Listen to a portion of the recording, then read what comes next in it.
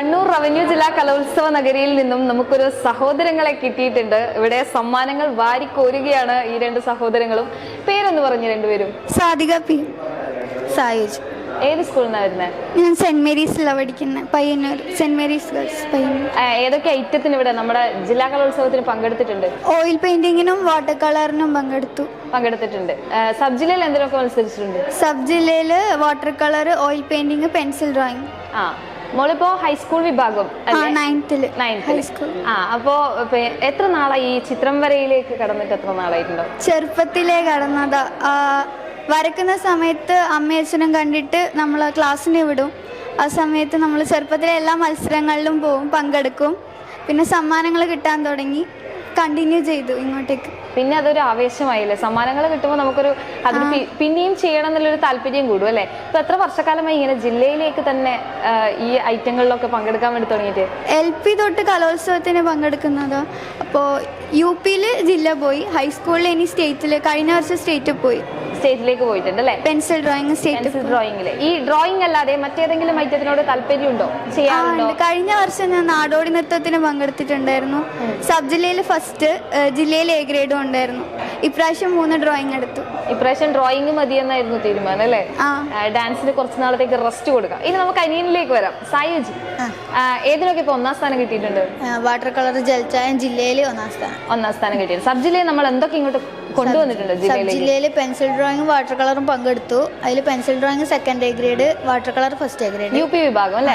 ഏത് സ്കൂളിൽ നിന്നാണ് വരുന്നത്? വെള്ളൂര് സ്കൂളിൽ നിന്ന്. രണ്ടാളും 2 സ്കൂളിലാണ് ഇപ്പൊ നിലവിലുള്ളത് അല്ലേ? ഇനിയിപ്പോ സായുജ് ഇപ്പോ 7-ല്, ചേച്ചി 9-ല്. ഇനിയിപ്പോ ഹൈസ്കൂളിലേക്ക് സായുജ് കടക്കാൻ പോവുകയാണ്, ചേച്ചി ഹൈസ്കൂളിന്റെ അവസാനത്തേക്കും പോവുകയാണ് അല്ലേ? അപ്പൊ ഇനി അടുത്ത വർഷം രണ്ടാളും തമ്മിലുള്ള ഒരു പോരാട്ടം നമുക്ക് കാണാൻ വേണ്ടി പറ്റുമായിരിക്കണം അല്ലേ? മോനിങ്ങനെ ആരാ പഠിപ്പിക്കുന്നത് ഡ്രോയിങ് ഒക്കെ? മാവിച്ചേരി രമേശ് മാഷ് പറഞ്ഞിട്ടുണ്ട്, കണ്ടോത്ത് ദാമര മാഷ്, എല്ലാം കൂടെ ഒരുമിച്ച്. ദാമര മാഷ് നമ്മുടെ വീടിന്റെ അടുത്തായതുകൊണ്ട് എല്ലാ ഞായറാഴ്ചയെല്ലാം പോകും. രമേശ് മാഷും അങ്ങനെ, പയ്യന്നൂർ മാവിച്ചേരി. കഴിഞ്ഞ കലോത്സവത്തിൽ നിങ്ങളെ പരിചയപ്പെട്ടതായിട്ട് ഞാൻ ഓർക്കുന്നുണ്ട്. ആ സമയത്ത് ഒറ്റയ്ക്ക് ചിത്രം വരച്ച് പഠിക്കുന്നു എന്നായിരുന്നു എന്നോട് പറഞ്ഞത് അല്ലേ? കഴിഞ്ഞ വർഷം വരെ അങ്ങനെയായിരുന്നു. പിന്നെ കണ്ണൂരിലെ കുറെ വരക്കുന്ന പിള്ളേർ കണ്ടപ്പോൾ പിന്നെ നമ്മളും പോകാൻ തുടങ്ങി. പയ്യന്നൂർ തന്നെയില്ല മാഷന്മാരെടുക്കാൻ പോകാൻ തുടങ്ങി. ഇപ്പോ മാഷിന്റെ ശിക്ഷണത്തിലാണ് ഡ്രോയിങ് ഒക്കെ കൊണ്ടുപോകുന്നത് അല്ലേ? ഇനിയിപ്പോ ഇപ്രാവശ്യം 3 ഐറ്റത്തിന് വന്നിട്ടുണ്ടോ ജില്ലയിലേക്ക്?